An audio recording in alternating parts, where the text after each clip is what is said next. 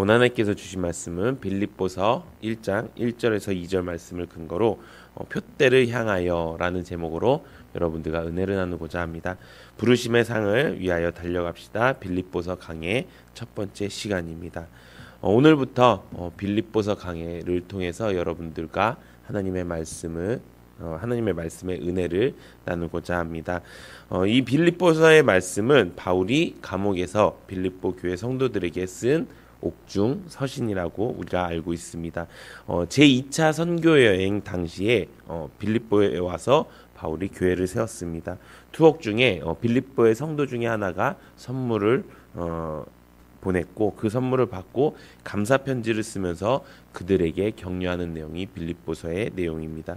그러면서 장차 앞으로 닥칠 위기를 경고하면서 아직 믿음의 경주가 끝나지 않았으니 계속 앞을 보고 달려가면서 신앙생활을 바르게 하라고 하는 내용의 말씀이 빌립보서의 전체적인 내용입니다. 그래서 오늘 내일 이 1절 2절 말씀을 가지고 빌립보서가 어떻게 쓰여졌고 또 어떤 내용이고 또 빌립보서를 통해서 하나님께서 우리에게 지금 말씀하시는 내용이 무엇인지 알아가는 은혜가 있기를 바랍니다.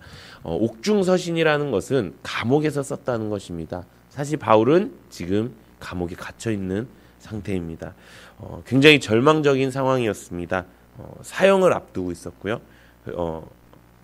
그것이 바울이 무엇인가 잘못을 하고 있어서 사형을 당하는 상황이 아니었습니다. 억울하게 죽음을 맞이한 상황이었고요. 그럼에도 불구하고 이런 상황 속에서 바울은 기뻐하라라고 이야기합니다. 그냥 기뻐하라라고 이야기하지 않고 나도 기뻐하고 있으니 너희도 기뻐하라라고 이야기합니다. 그래서 빌립보서를 한마디로 말하면 기쁨의 복음, 희락의 복음이라고 이야기합니다. 어찌하면 어울리지 않은 상황일 수 있습니다. 나는 감옥에 있고 결국에 죽을 수밖에 없는 그 운명인데 기뻐하라라고 이야기합니다. 어떻게 그렇게 이야기할 수가 있었을까요? 그리고 그냥 기뻐하라가 아닙니다. 내가 기뻐하니 너희도 기뻐하라. 나는 힘들고 어렵지만 너희는 기뻐하라. 나는 울고 있지만 너희는 기뻐하라. 나는 감옥에서 죽음을 앞두고 고생하고 있지만 너희는 그래도 좀 기쁘고 즐겁게 살라가 아니라 나도 기쁘니 너희도 기쁘다. 감옥에서 사형을 기다리는 사형수가 기쁜 일이 뭐가 있을까요? 우리가 이 말씀을 통해서 바울은 어떻게 이 감옥 속에서도 그 빌립보 교회 성도들에게 어떻게 기뻐하게 할 수 있는지, 어떻게 기쁨으로 살게 말할 수 있는지 그 은혜를 통해서 우리가 이 땅 가운데서 기쁨이 넘치는 삶을 살기를 소망합니다. 요즘 우리의 시대적인 상황을 보면은 기뻐할 수가 없는 상황입니다. 대부분의 사람들이 얼굴에서 기쁨이 많이 사라졌습니다. 코로나라는 바이러스를 통해서 또 수많은 정치 권력들의 비리들을 통해서 사람들은 점점 민감해지고 점점 거칠어지고 지치어서 삶을 살게 되었습니다. 정말 마지막을 향해서 달려나가고 있다는 것입니다. 그런 가운데서 하나님께서 우리에게 주신 말씀이 무엇일까라고 고민했을 때 지금 성령 하나님께서 우리에게 주신 말씀은 기뻐하라라는 것입니다. 우리는 세상 사람들과 다른 길을 걸어가는 사람들입니다. 아멘이십니까? 성도라는 말이 무엇입니까? 거룩한 사람이라는 것입니다. 우리가 거룩해서 성도라는 칭호를 받은 것이 아니라요. 하나님이 우리를 그렇게 칭해 주셨습니다. 그렇기 때문에 우리는 그렇게 거룩한 길을, 구별된 길을 걸어갈 수가 있는 사람이 된 것입니다. 그런 거룩한 길을, 구별된 길을 걸어갈 때 우리는 하나님의 그 말씀대로 살아가는데 하나님께서 지금 우리에게 하시는 말은 힘들고 절망적이고 어려운 이 시대 가운데서 우리에게 항상 기뻐하라라고 이야기하시는 것입니다. 우리가 이 말씀을 통해서 매일매일의 삶이 절망으로 살아가는 세상 사람들과 같이 살지 않고 구별된 하나님의 성도로서 하나님의 말씀을 통해서 기쁨으로 세워져 나가는 우리 성도님들 되시기를 예수님의 이름으로 축원합니다. 그러면 빌립보 교회는 어떻게 세워졌을까요? 사도행전 16장에 보면은 빌립보 교회가 세워진 배경이 나옵니다. 바울이 제2차 선교 여행 중에서 어느 날 환상 중에서 마게도냐 사람이 나타나서 우리를 도와달라라는 그런 환상을 보게 됩니다. 그래서 소아시아 지방으로 가려고 했던 그 길을 바꾸고 배를 타고 유럽으로 가게 됩니다. 바울 일행이 유럽의 마게도냐의 첫 성 빌립보에 이르러서 복음을 전하게 됩니다. 그 결과 그곳에서 장사를 하고 있던 루디아가 개종하고 그 여자에게 속한 모든 사람들이 다 침례를 받게 됩니다. 그리고 바울 일행이 기도를 하러 가는 중에 귀신 들린 자를 만나지요. 제가 데살로니가 교회 데살로니가 전서 후서 강의를 하면서 이 이야기를 잠깐 한 적이 있습니다. 그 데살로니가 교육이 바로 전에 빌립보에서 고난을 받았는데 그 고난이 뭐냐? 귀신 들린 자를 고쳐줬는데 그 귀신 들린 자의 집 주인이 그들을 신고했고 억울하게 감옥에 갇히게 되었다고 이야기했습니다. 그 내용이 바로 이 내용입니다. 억울하게 갇혔다는 것은 이것입니다. 바울은 로마 시민권자였습니다. 그래서 그 당시 로마 시민권자들은 적절한 재판을 통해서 적절한 조치를 통해서 그 일이 진행되어야 되고 또 재판을 통해서 그것이 시시비비가 가려졌어야 되는 것인데 그런 일이 없이 그냥 무작정 하나님의 복음을 전했다라는 그 사실을 가지고 무작정 매를 맞고 능욕을 당하고 감옥에 가게 됩니다. 그런데 그런 감옥에 감에도 불구하고 그는 찬송을 부르고 기뻐하고 또 기도를 하면서 하나님께 감사했습니다. 억울하게 잡혀서 매를 맞고 감옥에 갇혔는데 찬송을 부르며 하나님께 감사했다는 것입니다. 그렇게 되었을 때 갑자기 하나님께서 어깨 문을 열어주시고 그 문 연 사건을 통해서 그곳을 지키고 있었던 간수에게 하나님의 복음이 들어가고 그 복음을 통해서 그들의 교회가 세워진 이 사건이 바로 빌립보 교회가 세워진 사건이라는 것입니다.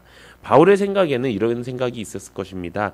내가 예수를 전하다가 매를 맞고 감옥에 가도 다 하나님을 위한 것이 아니냐. 그러니까 나는 감사할 것밖에 없다. 하나님께서 나와 함께 하심이 분명하고 하나님께서 나를 지키심이 분명하실 것입니다. 그러지 않더라도 나는 이 복음을 위해서 달려가는 일을 멈출 수가 없습니다. 라고 고백했을 것입니다. 그런 사건들 가운데서 하나님께서는 바울에게 기쁨을 허락해 주셨다는 것입니다. 그 기쁨을 빌립보 교회 사람들에게 알리기 위한 서신서가 바로 이 빌립보서라는 것입니다. 그렇다면 바울이 어떤 기쁨을 얻을 수 있게 되었을까요? 바울이 얻었던 기쁨은 하나님의 능력을 체험한 기쁨이었습니다. 또 바울의 기쁨은 옥문을 열고 복음을 전할 수 있는 복음의 문을 열 수 있는 기쁨이었습니다. 또 바울의 기쁨은 죄악을 이기고 사망을 이기는 권능이었습니다. 결국 죽음에서 다시 살아날 수 있는 기회를 얻어서 근데 그 기회를 기뻐한 것이 아니라 그 기회를 통해서 하나님의 복음을 전파할 수 있다는 것에 기뻐했고요. 또 그렇게 모든 과정을 이루어 주신 하나님의 능력을 기뻐했다는 것입니다. 그래서 바울은 이렇게 고백합니다. 빌립보서 3장 12절에서 14절까지 보면 이렇게 고백합니다. 내가 이미 얻었다 함도 아니요 온전히 이루었다 함도 아니라 오직 내가 그리스도 예수께 잡힌 바 된 그것을 잡으려고 달려가노라. 형제들아 나는 아직 내가 잡은 줄로 여기지 아니하고 오직 한 일 즉 뒤에 있는 것을 잊어버리고 앞에 있는 것을 잡으려고 표대를 향하여 그리스도 예수 안에서 하나님이 위에서 부르신 부름의 상을 위하여 달려가노라. 아멘. 바울은 빌립보 성도들에게 자신을 본받아 끝까지 믿음의 경주를 하라고 당부합니다. 사실 바울이 가고 있는 이 길은요 굉장히 힘든 길이었습니다. 절대로 기쁨으로 하기에는 어려운 길이었습니다. 그럼에도 바울은 무엇이라 말씀합니까? 뒤를 돌아보지 말고 앞에 있는 표대를 향하여 달려가라고 이야기하는 것입니다. 사랑하는 성도 여러분, 우리가 보고 달려가야 될 것이 무엇입니까? 코로나 때문에 우리의 인생이 이렇게 됐어. 코로나만 없었으면, 뭐만 없었으면은 우리 또 행복하게 신앙생활 할 수 있었을 텐데 이런 일들이 왜 우리에게 생기는 거야? 이런 일들 때문에 더 하나님을 믿기가 어려워진 거 아니야? 라고 뒤를 돌아보는 삶이 아니라 이것들을 통해서 이제 앞으로 하나님께서 얼마나 더 큰 믿음의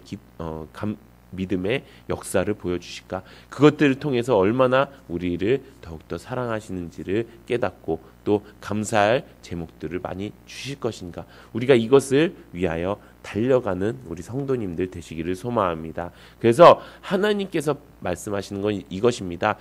너희들 뒤를 돌아보지 말고 나만 바라보고 나만 따라와.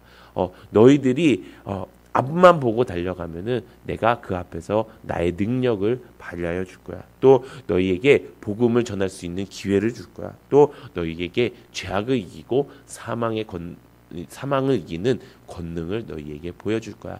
그러니 너희는 걱정 말고 나만 따라오고 걱정 말고 기뻐하는 삶을 살았으면 좋겠어. 하나님께서 우리에게 말씀을 통해서 이렇게 말씀하시는 것입니다. 사랑하는 성도 여러분, 이제 우리가 이 땅을 살아가는 데 있어서 아마 더 큰 고난이 있을 수도 있습니다. 어쩌면 더 큰 고난보다 더 어려운 일들이 많이 찾아올 수 있습니다. 하지만 그럼에도 불구하고 소망이 있고 희망이 있는 것은요, 전지전능하신 하나님이 우리의 아버지 되어 주시고요, 그런 하나님이 우리의 주인 되어 주시고 그런 하나님이 우리의 구원자가 되어 주실 줄로 믿습니다. 이것을 믿고 우리가 부름의 상을 위하여 달려가는 우리 모든 성도님들 되시기를 예수님의 이름으로 축원합니다.